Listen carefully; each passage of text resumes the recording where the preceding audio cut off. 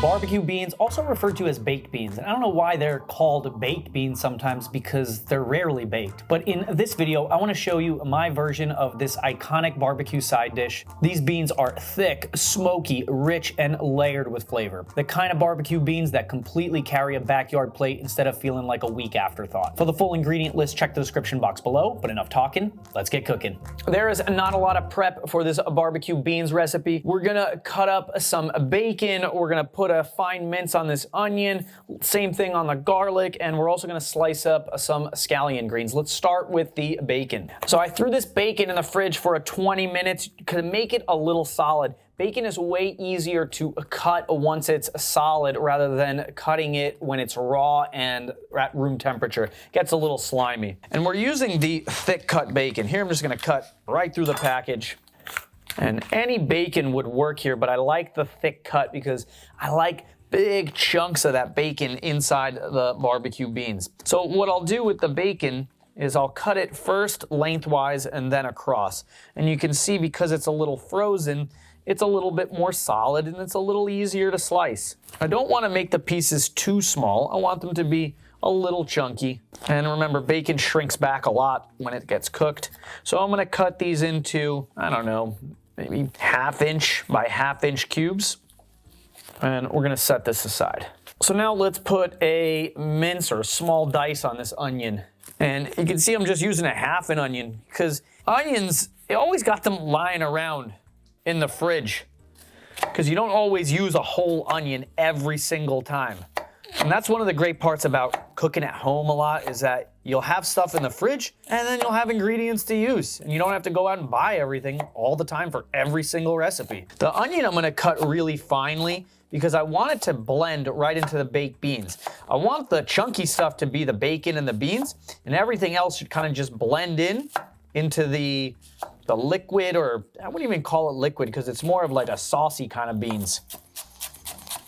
And even after I give it a chop, I'm gonna run my knife over it a few times. Aim for any of the big chunks, so we really want the onion to be cut really small for this recipe.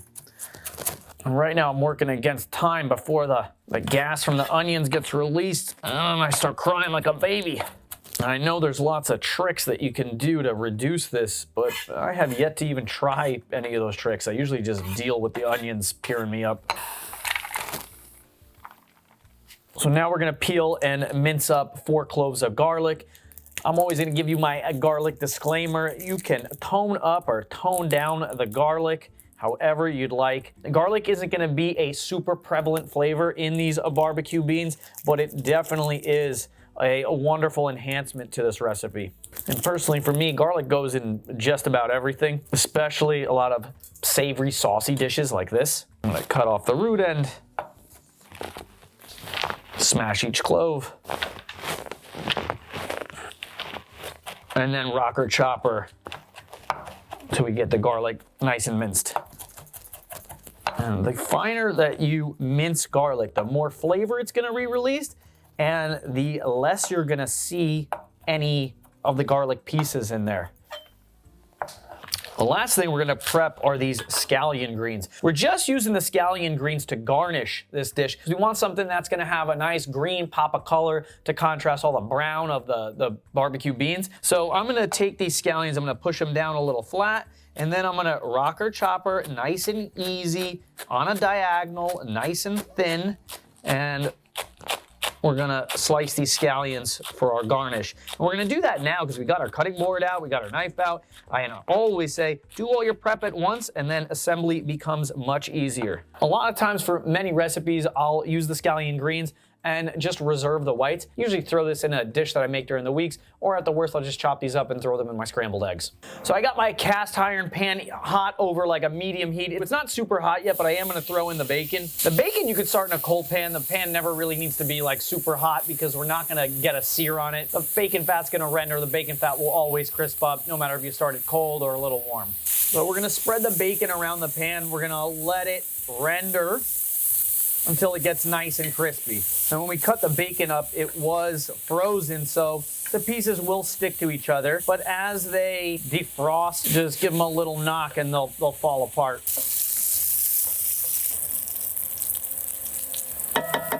If you wanted to make this a little bit more vegetarian friendly, or maybe bacon's not your thing, just eliminate this step and just move on to the next one. But personally, I think barbecue baked beans, again, I don't know why they keep calling it baked beans. It's just barbecue beans.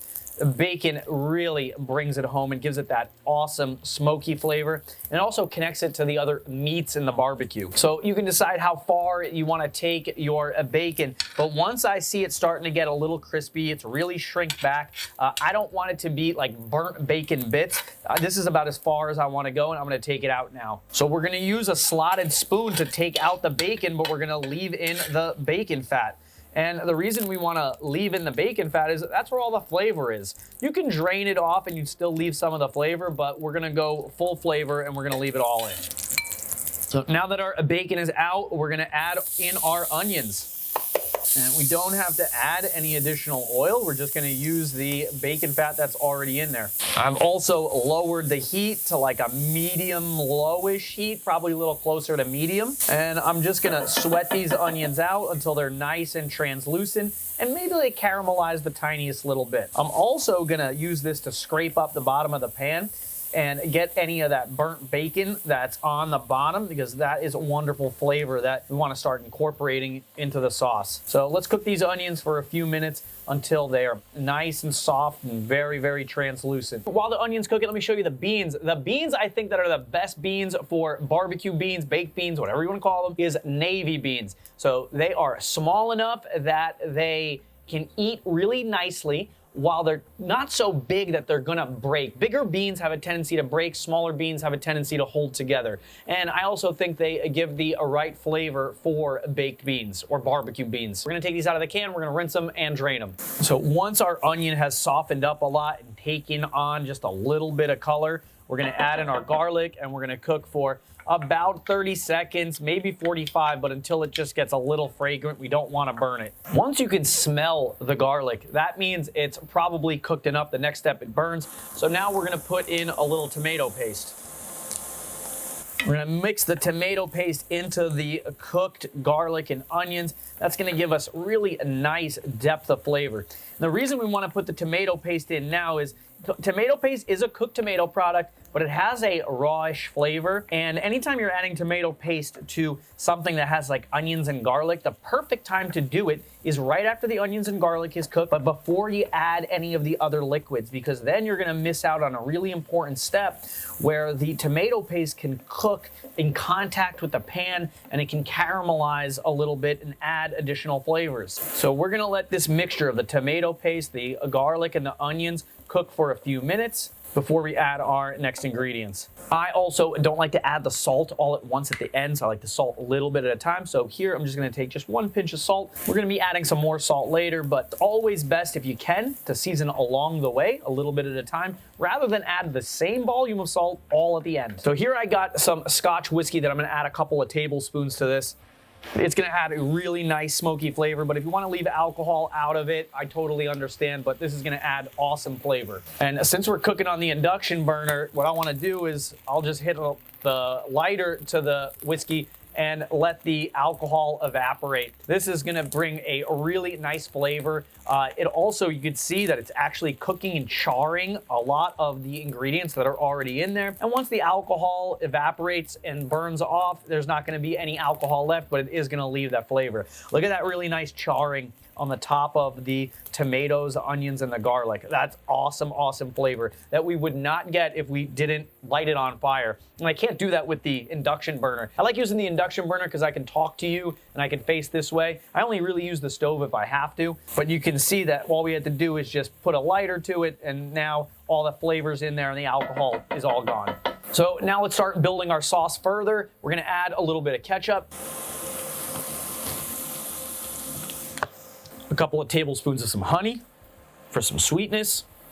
The ketchup's got sweetness, but it definitely needs a little bit more. Barbecue beans should eat pretty sweet. You could also use maple syrup. I find honey works better. A couple of tablespoons of some apple cider vinegar, a little bit of this here Worcester sauce. If you're not into the Worcester sauce, you're not into delicious flavors, because that's really what it is, you could always use soy sauce if you don't have this lying around. A classic barbecue staple, the yellow mustard. If you got a barbecue going, you probably have a little yellow mustard. And that makes getting all the ingredients for this really accessible. You can see a lot of the things that we're putting in here are stuff that you have if you doing barbecue, you're doing backyard cooking. Now let's add some spices. Here's a little smoked paprika. That's gonna add a really nice smoky flavor. That's really gonna make it barbecue. Now a little chili powder, some fresh ground black pepper, and now another pinch or two of salt. And now let's give this sauce a nice mix. This smells so good. I'm just gonna mix everything until it looks nice and uniform. You can see that we cut the onion so small that even now, as I'm mixing it, the onions almost disappear into the sauce.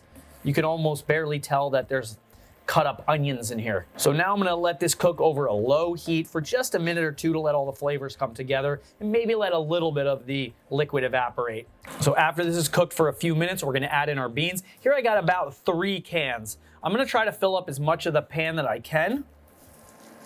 Nope, that was actually perfect. So 3 cans it is. And now we're gonna mix everything all together. And we're gonna let this cook for about 15 minutes. I almost forgot one thing I wanted to add. So we're gonna add some of the bacon. We wanna sprinkle the bacon on top. I think that's a really nice touch. So we'll take, I don't know, about half of it, and I'm just gonna sprinkle it in, and we're gonna reserve the rest to a garnish.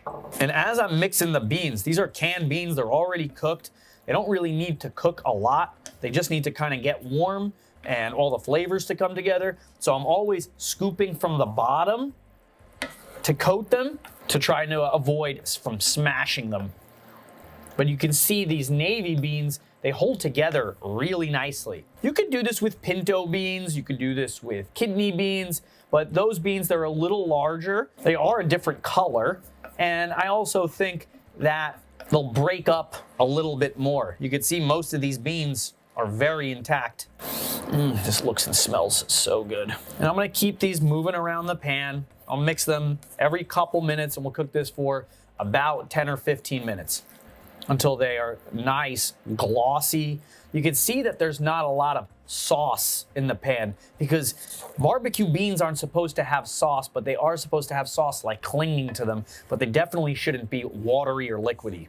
If at any time you see that it's getting maybe too thick and you want to loosen it up a little bit, take a little bit of broth. So here I got some beef broth. You can use beef or chicken, and we'll just give it just a really just light splash on top.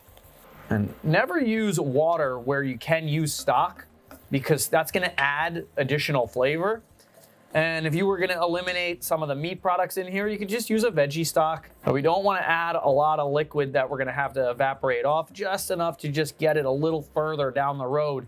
But you know that you're in a good spot when, as you pull, that no liquid collects into the valley.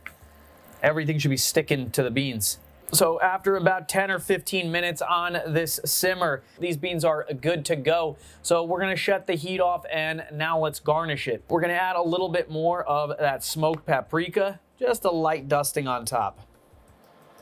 It's really gonna add a really nice red color to the top of this and make it look super pretty. You know, when you want people to enjoy food, they first look at it with their eyes, make food look good, and it tastes even better. Now we're gonna take some of that reserved bacon, we're gonna sprinkle that on top.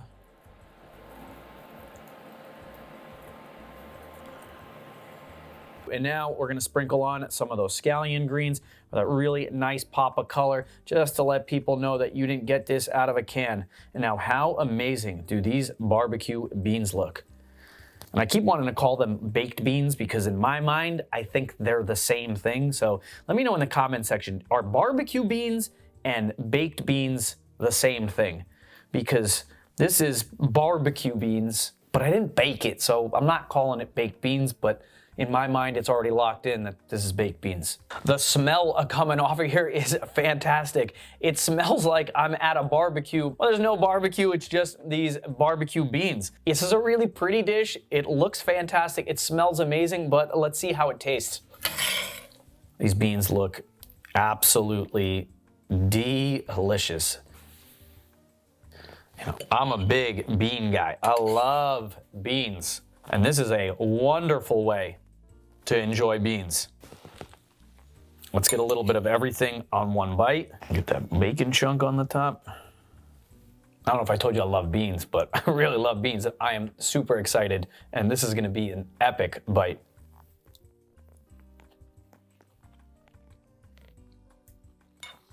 That is so good. This is what baked or barbecue beans in the can wanna be, but will never. Because there's nothing that will taste this good. And that's why home cooking is king. You can go to the supermarket and buy prepared stuff, but it's never gonna taste as good as making it at home. Even if you don't make it very often and you're not very good at it, you're gonna blow it out of the water even on the first shot.